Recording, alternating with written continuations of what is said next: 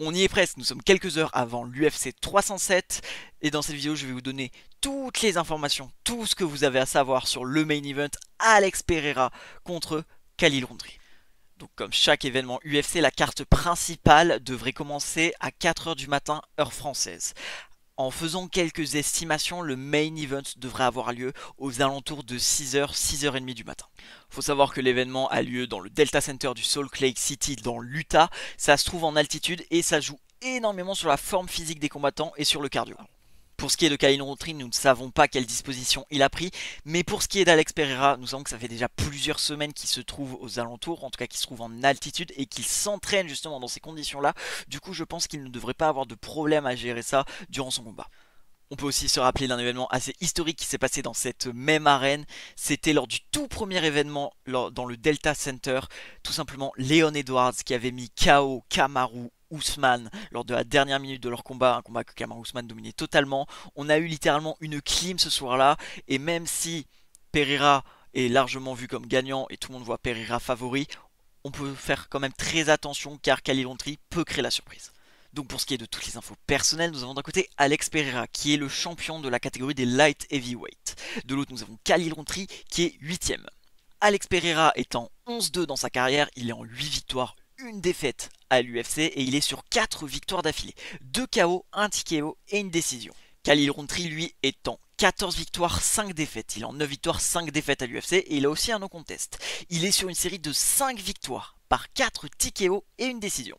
Pour ce qui est de leur dernier combat, je pense que celui de Pereira, vous le savez très bien, c'était le main event de l'UFC 303. Il défendait sa ceinture contre Jerry Prochaska qui est classé numéro 1 ou 2, je ne sais plus, numéro 1 je crois, toujours de la catégorie des light heavyweight. Il avait gagné par TKO au deuxième round, donc c'était il y a 4 mois bientôt. Et de l'autre, nous avons du coup Khalil Rountree qui lui avait affronté Anthony Smith lors du mois de décembre 2023, donc ça fait bientôt un an. Anthony Smith qui est aujourd'hui 12ème et il avait gagné par TKO lors du troisième round. Pour voir un peu l'état des combattants par rapport au reste de la catégorie, ce qu'ils donnent réellement en tant que niveau, je vais vous donner le bilan qu'ils ont contre des gens du top 15 actuel de la catégorie des light heavyweight. Nous avons d'un côté Alex Pereira qui est en 4-0 contre le top 15 actuel. Il a 2 victoires contre Jerry Prochaska, celui qui est classé numéro 1, une victoire contre Blachowicz, celui qui est classé numéro 4, et une victoire contre Jamal Hill, celui qui est classé numéro 3. Donc je pense qu'il n'y a pas trop de doute à se faire sur l'état de Pereira dans cette catégorie. Il est clairement à l'heure actuelle le meilleur light heavyweight au monde. De son côté par contre Khalil Rountree, il est en une victoire, une défaite contre le top 15 actuel. Je vous l'ai dit, sa victoire c'était face à Anthony Smith, celui qui est classé numéro 12 à l'heure actuelle, et il a une défaite, c'était par KO, excusez-moi, mais c'était il y a plusieurs années, mais c'était face à Johnny Walker, numéro 7, donc celui qui est juste classé devant lui. Et c'est vrai que se dire que t'as que 2 combats dans la catégorie, en tout cas contre le top 15 de la catégorie, et t'as une défaite contre Johnny Walker qui est pas forcément à l'heure d'aujourd'hui l'un des combattants les plus dangereux de ce top 15, ça fait un peu mal. Je vous ai un peu parlé de l'état de chaque combattant, leur situation, pour qu'on puisse un peu se situer un peu leur place. Je vais maintenant vous parler des clés du combat, c'est limite le plus important parce que c'est littéralement ce qu'on devrait normalement voir durant ce combat. Alors, vu que c'est assez long à préciser, etc., je vais lire un peu, hein, excusez-moi. Mais du coup, on peut voir que Alex Pereira est plus grand en taille, hein, il fait presque 10 cm de plus que Khalil Rountree. En effet, je crois que Khalil Rountree fait 1m85, tandis que Pereira lui fait 1m94. Il a aussi une plus grande allonge, Pereira, parce que là où Rountree a une allonge de 1m93, je crois, Pereira lui a une allonge de 2m01. Donc, clairement, au niveau de la taille, de la distance, Pereira ne devra avoir aucun souci à se faire. Justement, en parlant de son avantage par rapport à sa reach et sa taille, Pereira, c'est la distance. Il aime beaucoup jouer, n'empêche la distance, même si c'est plus lui qui se rapproche de ses adversaires plutôt que ses adversaires qui se rapprochent de lui. Et il joue très bien distance avec ses calf kicks. Vous le savez, ces calf kicks, ils sont extrêmement dangereux. Surtout, ils visent le mollet pour faire mal et pour surtout déstabiliser l'adversaire. Il y a aussi un enchaînement très dangereux chez Pereira, qu'il utilise très souvent, c'est son enchaînement jab du gauche, crochet au corps du droit et son fameux crochet du gauche un peu en mode uppercut. Maintenant attention à faire ça face à Khalil Rountree parce qu'il suffit juste d'une milliseconde de retard ou d'inattention ou une ouverture juste et Khalil Rountree peut lui mettre un point et tellement Kaliantri frappe fort, il peut faire tomber Pereira. C'est ce qui était notamment arrivé lors de son deuxième combat en MMA face à Adesanya. Il avait fait son enchaînement contre la cage, c'était pas exactement le même, mais il faisait son enchaînement et tout simplement Adesanya a trouvé l'ouverture et c'est comme ça qu'il avait mis KO Pereira. Donc faut frère, n'empêche très attention parce que Kaliantri frappe très très fort et ça peut ne pas pardonner à Pereira et il peut tomber au sol et avoir un nouveau champion et on aura donc une clim. Pour ce qui est de Kaliantri, il commence un style très Muay Thai dans son MMA. C'est quelqu'un qui a un striking n'empêche assez complet dans le MMA de base, mais là il commence vraiment un style assez Muay Thai. Il a des kicks très variés, donc il fait toutes sortes de kicks. Ils sont moins puissants que ce Pereira, mais justement sa variété de kicks peut-être surprendre Pereira et la clé de la victoire entre guillemets pour Kaliantri, c'est ça qui est dommage pour lui parce que c'est le jeu de Pereira. Faut jouer la distance et faut savoir gérer ses kicks. Faut que tout simplement Kaliantri soit plus fort avec les pieds, et qui trouve tout simplement un moment l'ouverture avec ses points. Ça va être très compliqué face à Pereira qui est tout simplement un maître pour gérer la distance.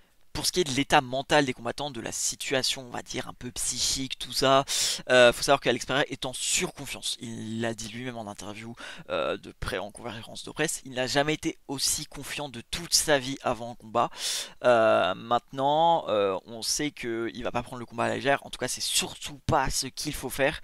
Et le gros problème dans ça, c'est que je pense qu'on a une surconfiance totale global surtout, car tous les médias aujourd'hui voient Pereira gagner et se concentrent déjà sur la suite, déjà sur Ankalaev qui va possiblement battre Rakic et on sait que s'il bat Rakic, il va avoir son title shot, mais la vérité c'est qu'avant Ankalaev, nous avons Khalil Rountree et il ne faut pas sous-estimer Khalil Rountree. De son côté justement, celui qui est classé numéro 8 nous a promis qu'il ne lutterait pas face à Pereira. On sait que c'est peut-être la clé, en tout cas c'est peut-être ce qu'il faut faire face à Pereira pour potentiellement battre, parce qu'aujourd'hui au pied-point il y a très peu de gens, voire personne qui peut battre Pereira en MMA. Donc il a dit qu'il ne lutterait pas. Je pense qu'il ne va pas lutter, honnêtement. Il y en a déjà qui ont dit ça. On peut par exemple parler de Brendan Allen face à Nassourdimavov. Il a dit qu'il resterait au pied-point. Au final, il a même pas suffi une minute de combat pour qu'il plonge Nassourdimavov au sol. Ça peut se passer la même chose. Maintenant, il y a quand même une stat qui est quand même très connue et qui fait quand même très tâche. Après, ça dépend, mais je pense quand même que ça fait tâche quand même dans la carrière de Khalil Rountree. C'est qu'il n'a tenté zéro takedown dans toute sa carrière à l'UFC. Ça fait longtemps qu'il a UFC, hein, ça fait plus de 5 ans qu'il a l'UFC. Il n'a tenté zéro takedown.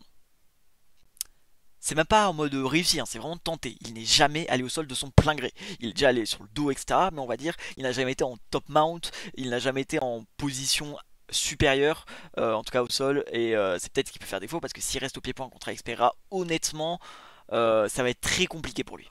Pour terminer, je vais vous parler d'une situation globale. Cet événement, je ne sais pas si ça vous rappelle quelque chose, mais moi en tout cas ça me rappelle extrêmement quelque chose. L'année dernière, au mois de septembre, pour l'UFC 293, c'est bon, j'ai failli oublier, nous avons Israel Adesanya qui devait défendre sa ceinture face à Dricus du Plessis, mais qui n'a pas pu parce que Dricus s'était blessé. Il a donc défendu sa ceinture face à Sean Strickland. Il fallait absolument garder une star en main event, quitte à mettre n'importe qui, de la viande lâchée, on savait que ça allait se faire manger en main event. Donc c'était Sean Strickland à ce moment-là. Là, on parle de Khalil Rountree parce qu'on ne veut pas donner Ankalaev à Pereira. Donc c'est assez semblable. On a Alex Pereira qui est dans le rôle de la star comme Adesanya l'année dernière. Mais on le sait très bien ce qui s'est passé l'année dernière. Adesanya avait totalement sous-estimé Sean Strickland. Il le dit lui-même, il n'était pas lui-même durant le combat. Vraiment, il n'était pas concentré. Et c'est tout simplement ce qui lui a coûté la victoire. Et Sean Strickland avait dominé Adesanya sur les 5 rounds. Honnêtement, sur la situation globale, qu'il faut une star, qu'il faut un mec qui est là pour un peu viande fraîche pour le champion, ça rappelle quand même beaucoup ça. Maintenant, je pense que Pereira ne va pas faire les mêmes erreurs que Adesanya. Il reste concentré sur ce combat, en tout cas, je l'espère. Et donc, en tout cas, je ne pense pas que Pereira se fera avoir de la même façon que Adesanya. C'était toutes les choses qu'il y avait à savoir par rapport à ce combat. Nous, on se retrouve demain pour les réactions et les reviews en podcast de cet événement. Je vous souhaite une bonne soirée devant l'UFC. C'était OS.